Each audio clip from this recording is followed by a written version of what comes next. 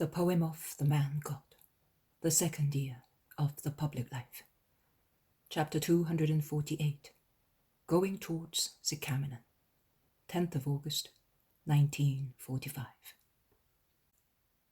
The calm, sunny morning helps the apostolic group to climb up some hills, stretching westwards, that is towards the sea. We did the right thing by arriving at the mountains early in the morning. We could not have stayed in the plain in this heat. It is shady and cool here. I feel sorry for those who are following the Roman road.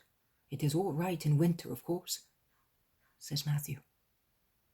After these hills we shall meet the wind from the sea. It always mitigates the air, says Jesus. We shall eat up on the top. The other day it was so beautiful, and from here it must be even more so, because we are closer to Mount Carmel and to the sea, adds James of Alphaeus. Our fatherland is beautiful indeed, exclaims Andrew. Yes, there is really everything. Mountains covered with snow, pleasant hills, lakes and rivers, all kinds of trees, and there is also the sea. It is really the delicious country celebrated by our psalmists, prophets, our great warriors and poets, says Thaddeus. Repeat some of the passages, since you know so many things, asks James of Zebedee. With the beauty of paradise, he formed the earth of Judas. With the smiles of his angels, he adorned the land of Naphtali. And with rivers of heavenly honey, he flavored the fruit of his land.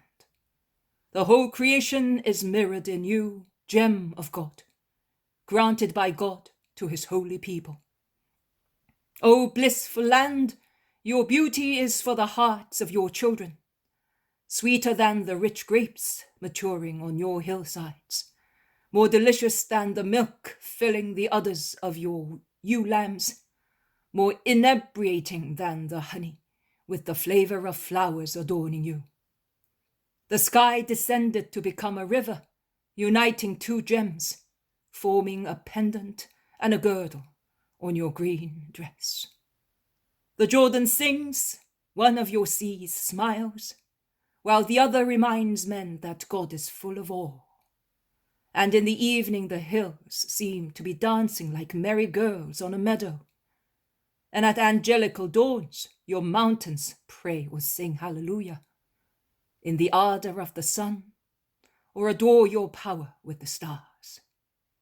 Most High Lord, you did not enclose us in narrow borders, but you gave us the open sea to tell us that the world is ours. Lovely, really beautiful. I have only been on the lake and to Jerusalem. For years and years I have seen nothing else. So far I know only Palestine. But I'm sure there is nothing more beautiful in the world, says Peter, full of national pride. Mary was telling me that also the Nile Valley is beautiful, says John.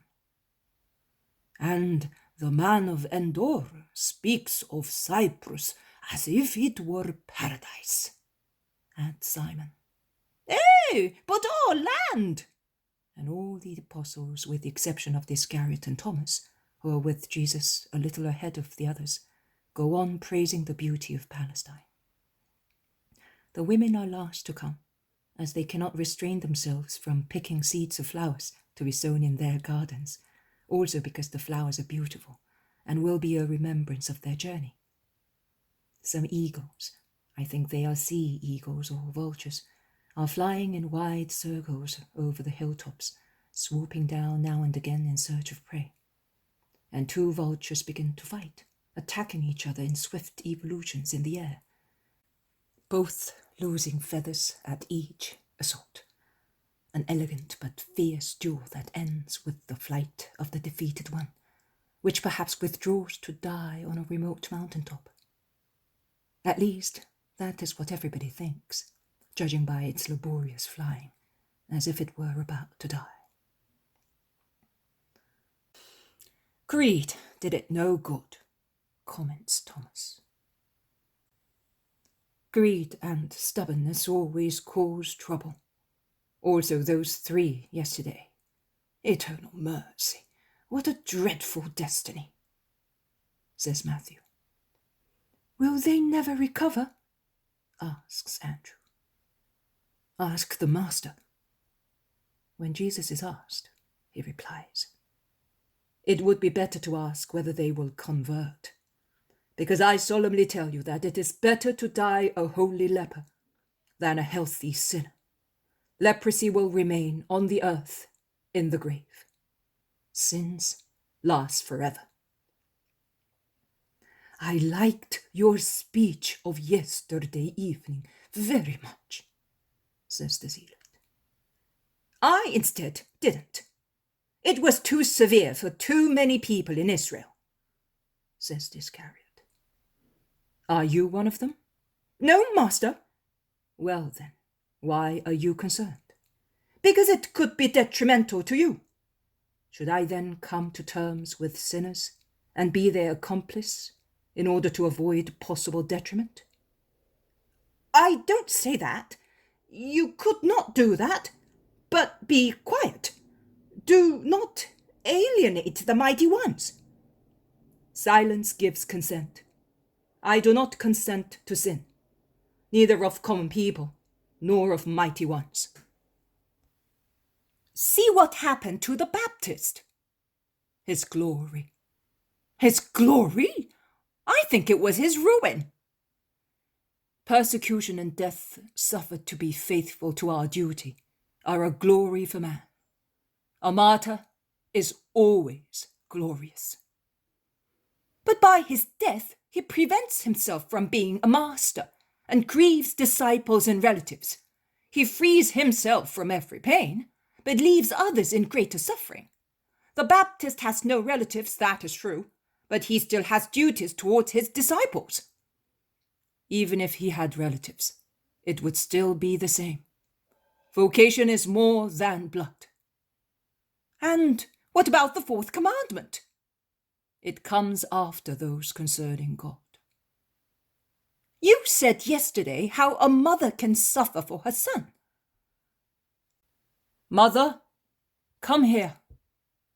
Mary hastens towards Jesus and asks, What do you want, son? Mother, Judas of Kerioth is pleading your cause. He loves you and loves me. My cause? In regard to what? He wants to persuade me to be more prudent, so that I may not have to suffer like our relative, the Baptist. And he is telling me that sons must have mercy on their mothers by sparing themselves on their behalf, because that is what the 4th commandment prescribes. What do you say? You may speak, mother, so that you may kindly instruct our Judas. I say that I would no longer love my son as God, that I would begin to doubt whether I have always been mistaken, and whether I have always been deceived concerning his nature, if I saw him fail in his perfection by lowering his thought to human consideration, losing sight of superhuman considerations, that is, the redemption, the effort to redeem men, for their own sake and for the glory of God, at the cost of procuring for himself affliction and hatred. I would still love him as a son, led astray by a wicked power. I would love him out of pity, because he is my son, because he would be a poor wretch. But I could not love him with the fullness of love, with which I love him now, that I see him faithful to the Lord. You mean to himself? To the Lord. Now he is the Messiah of the Lord, and must be loyal to the Lord like anybody else, more than anybody else, because his mission is greater than any other that was, is, or ever will be on the earth, and he certainly has from God, suitable assistance for such a great mission. But if anything wrong happened to him, would you not weep? I would shed all my tears, but I would weep tears of blood if I saw him faithless to God. That will greatly diminish the guiltiness of those who will persecute him. Why? Because both you and he almost justify them. Do not believe it. Their sins will always be the same in the eyes of God, whether we judge that it is inevitable or we deem that no man in Israel ought to be guilty towards the Messiah. Man in Israel? And if they were Gentiles, would it not be the same?